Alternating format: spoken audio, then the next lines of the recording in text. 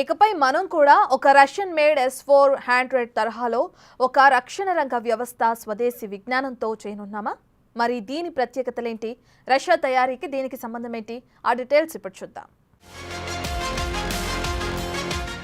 Project Kusha ఇది భారతదేశ స్వదేశీ S-400. ఈ వాయు రక్షణ వ్యవస్థ నమూనాను వచ్చే ఏడాది నుంచి ఏడాదిన్నర కాలంలో పూర్తి చేయాలన్న లక్ష్యంగా పెట్టుకున్నారు మన రక్షణ రంగ అధికారులు. మన స్వదేశీ S-400 నమూనా తయారీ పూర్తయితే దీన్ని 12 నుంచి 36 నెలల వరకు ట్రయల్స్ వేస్తారు. ఈ టెస్టింగ్ లో పాస్ అయితే ఇక దీన్ని కథన రంగంలోకి వదులుతారు. ఆపరేషన్ సింధూర్లో పాక్ టర్కిష్ డ్రోన్లు, చైనా మిసైళ్లను వదలటంతో వీటిని సమర్థవంతంగా అడ్డుకోవటానికి మనం రష్యన్ S-400ని వాడాం. ప్రాజెక్టు కుషాలో భాగంగా S-400 రకం స్వదేశీ long range surface to air మిసైళ్ల వ్యవస్థను రూపొందించే యత్నంలో BEL పురోగతి సాధిస్తున్నట్టు తెలుస్తోంది. ఆకాష్ టీర్ వంటి వాయు రక్షణ వ్యవస్థల నుంచి 40,000 కోట్ల వరకు ఆర్డర్లు ఆశిస్తున్నట్టు తెలుస్తోంది. ఇక DRDO నేతృత్వంలో BEL అభివృద్ధి భాగస్వామిగా ప్రాజెక్టు కుష తయారవుతోంది. ఇది కూడా తయారైతే మన ఆయుధ వ్యాపారం మరింత పుంజుకునే అవకాశం కనిపిస్తోంది. నియంత్రణ వ్యవస్థలు, వివిధ రకాల రాడార్లు, వాటి అనుసంధానం కోసం తమ సంస్థ పనిచేస్తోందని అంటున్నారు BEL MD మనోజ్ జైన్. త్రైమాసిక ఆదాయాల ప్రకటన సందర్భంగా ఆయన ఈ మాట చెప్పారు. జాతీయ భద్రతా సలహాదారు అజిత్ దోవల్ మే 27న రష్యా వెళ్తారు. మాస్కోలో 29వ తేదీ వరకు జరిగే అంతర్జాతీయ ప్రతినిధుల సమావేశంలో పాల్గొంటారు. ఈ సందర్భంగా రష్యాను మిగిలిన S-400 డెలివరీ ఎప్పుడిస్తారో అడుగుతారు. 2018లో భారత్ S-400కి సంబంధించి 5 యూనిట్లను కొనుగోలు చేసింది. దీని విలువ భారత కరెన్సీలో 35,000 కోట్లు. వీటిలో ఇప్పటి వరకు 3 భారత్ చేరుకోగా మిగిలిన 2 ఇంకా రావాల్సి ఉంది. వీటి కోసం దోవల్ సంబంధిత అధికారులపై ఒత్తిడి తెచ్చే అవకాశం ఉంది. 4వ యూనిట్ ఈ ఏడాది చివరి నాటికి భారత్ వచ్చేలా తెలుస్తోంది. 5వ సెగ్మెంట్ వచ్చే ఏడాది కల్లా వస్తుందని అంచనా. ప్రాజెక్టు కుషాతో పాటు BEL quick reaction surface to air missile ని కూడా తయారు చేయడంలో బిజీగా ఉంది. ఇందుకోసం మరో ప్రత్యేక బృందం పనిచేస్తోంది. దీని విలువ సుమారు 30,000 కోట్లు. QRSAM అంటూ షార్ట్ ఫామ్ లో పిలిచే దీనికోసం ఇప్పటికే ఆర్డర్లొస్తున్నాయని ఆశాభావం వ్యక్తం చేస్తున్నారు నిర్వాహకులు. భారత రక్షణ రంగ వ్యవస్థ రష్యాతో కలిసి జాయింట్ వెంచర్ చేస్తున్నాయి. ఆపరేషన్ సింధూర్లో S-400తో పాటు Indo Russian joint venture BrahMos క్షిపణులు సైతం బ్రహ్మాండంగా పనిచేసిన విషయం తెలిసిందే. సరిగ్గా అదే తరహాలో రష్యన్ తయారీ S-400 మోడళ్లు మనవాళ్లు ఆపరేషన్ కుష తయారు చేస్తున్నారు. దీనికి క్విక్ వర్షన్ కూడా డెవలప్ చేస్తున్నారు. ఇటీవలి యుద్ధంలో భారత్ S-400ల సాయంతో 300కు పైగా పాకిస్తానీ డ్రోన్లను కుప్పకూల్చింది. అంతేకాదు పాకిస్తానీ డ్రోన్ను, క్షిపణులను నిలువరించడానికి భారత వైమానిక దళ integrated air command control system Russian S-400తో కలిసి స్వదేశీ ఆకాశ సమర్ క్షిపణులు, బరాక్ 8 అధునాతన యాంటీ డ్రోన్ సిస్టమ్స్ సైతం మోహరించింది భారత సైన్యం.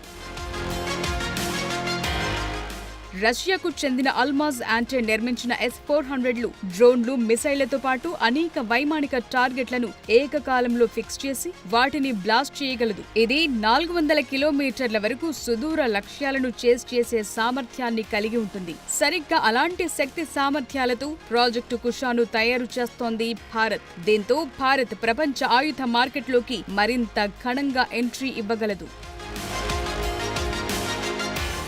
ప్రపంచంలోనే భారతే గొప్ప మిలిటరీ వ్యవస్థ. మన మిలిటరీ, మన ఆయుధాలు ఇప్పుడున్నంత స్ట్రాంగ్గా గతంలో ఉండేది కాదు. దానికి కారణం ఏంటి? ఇప్పుడిప్పుడే భారత్ ఎందుకు ఈ రంగాన్ని స్ట్రాంగ్ చేస్తుంది? దీని వెనుక గల పరిణామ క్రమాలు ఎలాంటివి? భారత్ బేసిక్గా ఒకరి జోలికి వెళ్లి యుద్ధం చేసి అలవాటు లేదు. ఆ మాటకొస్తే అమెరికా కూడా అంతే. రెండో ప్రపంచ యుద్ధం సమయంలో ఎటు చూసినా శాంతి జపం చేస్తుండేవారు అమెరికన్లు. యుద్ధం వద్దు, శాంతి ముద్దు అంటుండేవారు. ఎప్పుడైతే పెర్ల్ హార్బర్ పై జపాన్ విమానాలు బాంబులు వేసి వెళ్లాయో ఆనాటి నుంచి అమెరికా ఆయుధ తయారు చేయడం మొదలుపెట్టింది.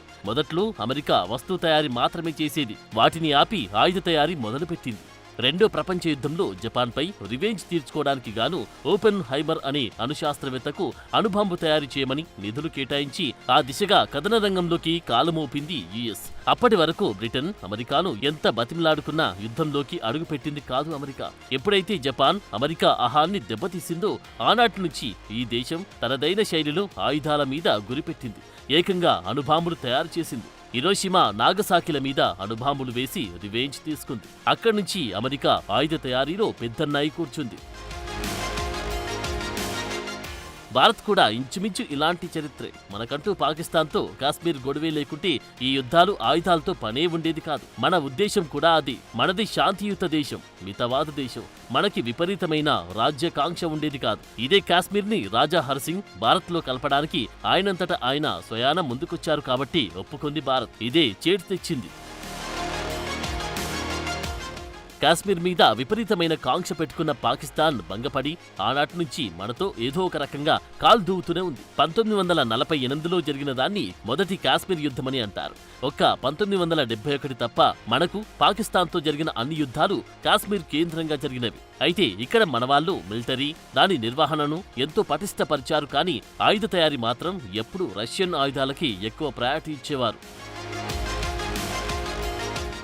మొన్నటి వరకు యుద్ధంలో సరిహద్దు రక్షణ వ్యవస్థగా పనిచేసిన S-400ల వరకు మనం రష్యా మీదే ఆధారపడేవాళ్ళం. ఇప్పటికీ మన దగ్గరున్న ఆయుధాల్లో 70% వరకు రష్యన్ మేడ్ మాత్రమే ఉంటాయి. వాళ్ళు కూడా మనకు అలాగే కోఆపరేట్ చేసేవారు. ఇప్పటికీ ప్రపంచమంతా ఎదురు తిరిగిన భారత్ అంటే టక్కున ముందుకొచ్చే దేశం రష్యా, ఆ తర్వాత ఇజ్రాయెల్.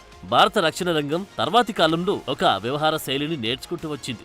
అది రష్యన్ టెక్నాలజీ సాయంతో వారి తరహాలో కొన్ని ఆయుధాలు తయారు చేసుకోవడం. ఇప్పుడు S-400 మోడల్లో ప్రాజెక్ట్ కుషా ఎలాగో గతంలో బ్రహ్మోస్ కూడా అలాగే. ఆ తర్వాత స్కై స్ట్రైకర్ల వంటి మరికొన్ని ఆయుధాల తయారీలో ఇజ్రాయేలీ సాంకేతిక పరిజ్ఞానం వాడుతూ మన ఆయుధ వ్యవస్థను అంతకంతకు పెంచి పెద్దది చేసుకుంటూ వస్తున్నాం. ఇప్పుడు మన ఆయుధశాల ఆత్మనిర్భర్ భారత్లో భాగంగా ఎన్నో ఆయుధ శ్రేణులను సొంతంగా తయారు చేసుకుంటుంది. ఇందులో 2 విషయాలు దాగి ఉన్నాయి. మొదటిది, మనమే తయారు చేసుకుంటే చౌకధరలకి పని పూర్తవుతుంది. ఇక రెండో విషయం, ఈ ఆయుధాలను మనం కూడా రష్యా, అమెరికా, చైనాలా అమ్ముకోవచ్చు. ఈ దిశగా మనం BrahMos, Akash, Nagastra, D4, spy striker ఇలా రకరకాల ఆయుధాల తయారీతో దూసుకెళ్తున్నాం. వీటితో పాటు అగ్ని, పృథ్వీ వంటి మిసైళ్ల సంగతి సరే. తాజాగా ప్రాజెక్ట్ కుషా. మనం మన ఆయుధ శ్రేణిని పెంచి పెద్ద చేసుకుంటూ పోవడం వల్ల భారత్ కూడా ఒక ఆయుధ తయారీ దేశంగా మారుతుంది. తద్వారా ఆయుధ మార్కెట్ని మరింతగా ఇంప్రూవ్ చేయగలం. ఇప్పటికీ మనం ఆకాష్, బ్రహ్మోస్ ఆర్డర్లను వేల కోట్ల రూపాయల మేర అందుకుంటూ తగిన లాభాలను పొందుతున్నాం. దీంతో ఇటు స్వామి కార్యం, అటు స్వకార్యం పూర్తి చేసుకోగలుగుతున్నాం. వచ్చే రోజుల్లో ప్రాజెక్టు కుషాను DRDL ఆధ్వర్యంలో BLE సాయంతో రెడీ అయితే తద్వారా జరిగే పర్యవసనాలు వేరే లెవెల్లో ఉండబోతున్నాయి. కారణమేంటంటే మొన్నటి యుద్ధంలో పాకిస్తాన్ ప్రయోగించిన టర్కిష్ డ్రోన్లు, చైనీస్ PL-15లను సమర్థవంతంగా ఎదుర్కొంది భారత్. అందుకు ప్రధాన సహకారం అందించింది ఈ S-400. ఇప్పటి వరకు మన దగ్గర 3 సిస్టమ్స్ ఉండగా వచ్చే రోజుల్లో మరో 2 రానున్నాయి. ఈ మాత్రంతో సరిపెట్టకుండా మరికొన్ని యూనిట్లను విరివిగా తయారు చేసుకోగలిగితే అవసరమైన చోట వీటిని మోహరించవచ్చు. ఇటు పాకిస్తాన్ ఎలాంటి కయ్యానికి కాలు దూవుతుందో అటు బంగ్లాదేశ్ కూడా ఈశాన్య రాష్ట్రాలను ఆశించి చైనాతో కలిసి అలాగే వ్యవహరిస్తుంది. దీంతో దేశవ్యాప్తంగా మనం కుషాలను సరిహద్దుల వెంబడి మోహరించుకుంటే ఇక భారత భద్రత మరింత కట్టుదిట్టమవుతుందంటున్నారు మన నిపుణులు.